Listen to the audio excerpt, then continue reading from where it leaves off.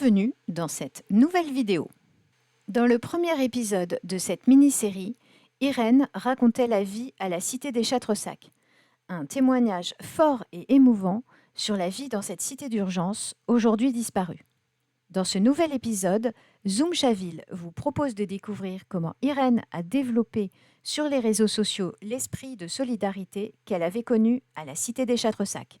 Voici l'histoire du groupe Facebook Entraide entre Chavillois. Irène, aujourd'hui, tu administres un groupe Facebook qui s'appelle Entraide entre Chavillois et qui se base sur un principe de solidarité entre ses membres. Peux-tu nous raconter l'histoire de ce groupe, comment il s'est créé et pourquoi ? En fait, on avait commencé à réfléchir avec la présidente du groupe. On avait fait créer un premier groupe qui s'appelait Chaville le 1er mai 2016. En fait, on aurait aimé refaire les fêtes du 1er mai. Et puis, en fait, ça s'est pas fait parce que c'était très compliqué de faire des reportages, de relire, de refaire tout ce que les gens avaient fait à l'époque, surtout que c'était les commerçants. Et avec Anna, donc la présidente du groupe, on a réfléchi à créer un groupe où on pourrait un peu essayer de faire quelque chose pour les gens. Et, quand j'en ai parlé avec Anna, elle m'a dit, de ma vie à moi, elle m'a dit qu'effectivement c'était beaucoup centré sur l'aide et on a discuté, on a proposé justement de créer ce groupe pour aider, pour pouvoir donner toutes les informations, donner des coups de main à des personnes qui en avaient besoin. Et donc, quand on a décidé de choisir le nom du groupe, elle me l'a demandé, en fait ça m'est venu naturellement. C'est comme ça que j'ai dit qu'il fallait mettre Entraide entre Chavillois, comme nous on avait été toute notre vie là-haut à la cité. C'est un groupe qui résonne beaucoup dans Chaville aujourd'hui. Il compte plus de 4700 abonnés avec de nombreux messages tous les jours.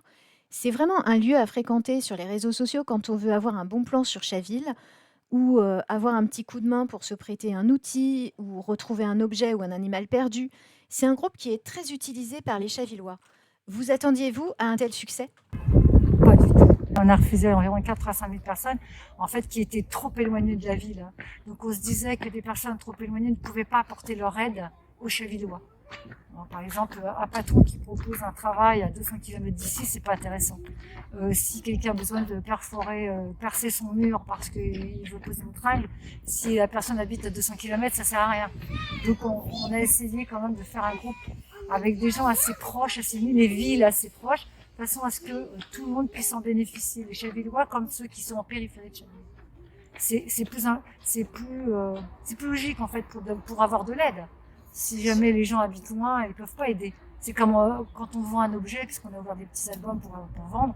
Si on vend un objet et qu'on paye 10, 15 ou 20 euros de frais d'envoi, ça sert à rien. Si jamais ça coûte plus cher que l'objet, c'est mieux de l'apporter que ça coûte rien. Qu'attends-tu des membres du groupe Entraide entre Chavillois ? Eh bien, dans le groupe Entraide, j'attends que les gens aient du respect,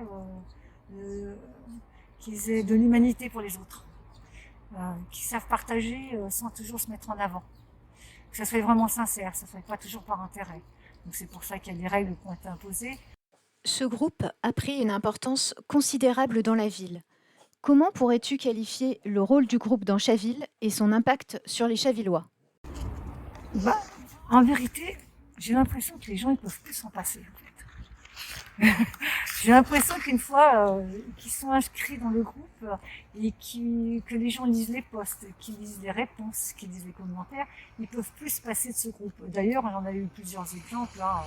Une bonne vingtaine de personnes qui sont parties parce que il y a des règles dans un groupe. S'il n'y a pas de règles, c'est l'anarchie. Et puis qui sont revenus. Qui se sont inscrits en disant en fin de compte non, je préfère rester. Donc je pense que ça a un bon impact et puis je pense que ça fait un petit peu comme j'ai l'impression d'être un petit peu comme à la cité avec plein de gens autour de moi qui s'aident quoi. C'est un petit peu on va dire quelque chose qui vient se greffer à moi comme ça. La solidarité, voilà le mot-clé qui anime Irène, tel un fil directeur de sa vie. Un petit bout des Châtres-Sac qui revit sur le groupe Entraide entre Chavillois.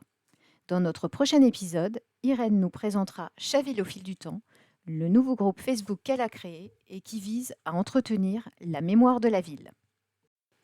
Et vous, êtes-vous membre d'Entraide entre Chavillois ? Qu'appréciez-vous dans ce groupe ?